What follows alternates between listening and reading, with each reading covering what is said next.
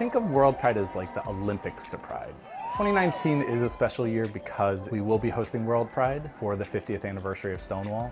We're expecting about 4.5 million people in attendance. 3 experiences, New York City Pride, World Pride, and Stonewall 50, kind of culminating together to create this one singular moment in time for our community is really going to be magical.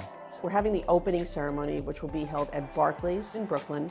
It'll be the largest ever LGBTQ-focused benefit concert. We then have the closing ceremony for shutting down Times Square. It's going to be kind of a queer New Year's Eve, and it's going to be amazing.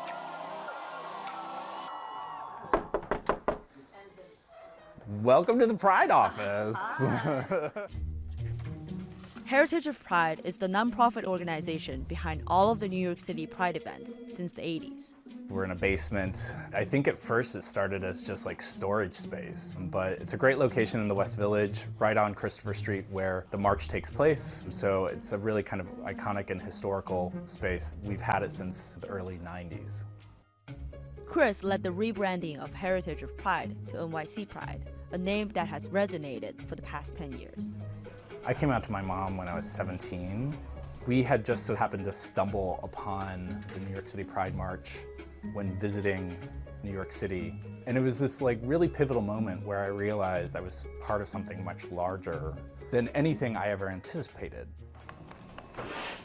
Overall, sponsorship funding seems strong. We've already met budgeted goal. We'll likely exceed that amount. We're trying to hire for the Welcome Center manager. We now have 11 staff in full peak season. All 25 events that you will see this year are essentially created by these 11 people, along with all of our dedicated volunteers and board members. Oh, gracious Gracious approval. Oh, it feels so good. I know. It feels Oh my like God. this day was never We gonna have come. talent. It's happening. It's happening. Look at World Pride. NYC Pride has grown so much that they're building a new office with a World Pride Welcome Center. Good to see you. Happy Friday. Stonewall almost kind of serves as a welcome center. I feel like a lot of people that are touring the city, that's like the first stop if you're LGBTQIA. As we get further and further away from 69, there's fewer and fewer people to talk about what that experience was like. People can come in here, learn a little bit more, stop in, have some history, not have to be 21 to be in. That's, I think, a really exciting advantage for the neighborhood, too. A 1969 police raid at the bar sparked nearly a week of riots and a gay civil rights revolution. Once we started to hit the mid-90s, things really started to escalate in the sense that we started to become much, much more visible. In preparation for the events, the team is receiving media training. Thank you. Thank all of you for taking some time on a weekend. Part of this is that we have an opportunity. This is a historic moment for our community, and the media coverage is going to be tremendous. Our community is a microcosm of the culture. What brings us together has nothing to do with our age, our race, our political affiliation, our economic background, our ethnicity. Because of World Pride, we're going to have the opportunity to talk about some of the issues in other countries around the world where being LGBTQ, frankly, is a death sentence.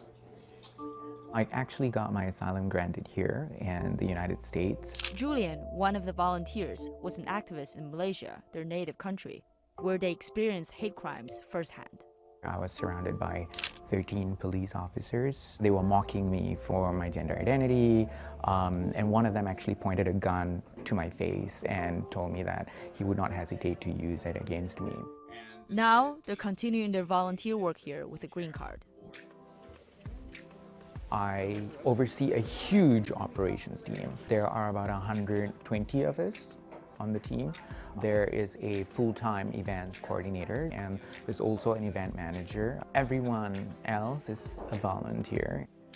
Anybody that's new to the march this year? Woo! The number of marchers is expected to double from last year. NYC Pride believes it will be a record with an estimated 150,000. This year we have our Interpride contingent, so all of the Pride organizers throughout the world, they'll be marching for the first time because it's World Pride, so that's kind of unique. This year in particular, I think there's a political focus here, and we may be under attack, but we are resilient and we're not going anywhere. Every year, I go to the start of the march and I look down the march route and I have that moment where I think about all of those kids that are looking down the street and feeling as though that they're a part of a community. The first march happened in 1970, and it will happen for another 100 years until we achieve equality.